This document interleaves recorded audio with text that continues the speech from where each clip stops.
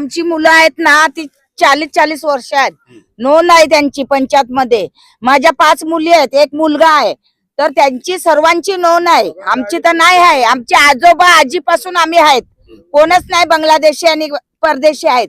आम्ही इकडचे जन्मभूमी आहे, सर्व आजी आजोबाच्या वडिलांपासून आम्ही राहतात, कोणच नाही। हे खोटं बोलतात, जे काय बोलतात ते नेहमी नेहमी असंच होतं आमच्या बरोबर। आम्ही गरीब लोक कुठे जायचं सांगा? आता एवढ्या उन्हात बिमार पडलेत आम्ही, बोला हा, एवढं टेन्शन घेऊन घेऊन मग त्यांना समजत नाही सरकारला। मतं आमची सर्व घेतात, मुलांची पण मतं घेतात, बघा नोंद आहे तिथे सर्व। तुम्ही वोट केले होते का? हो, वोट माझी मुलांचं पण येतं, सगळ्यांची वोटिंग आहे। मग आता का असे तोडायला येतात? मग का नाही येत आमचे जे आहेत वरती?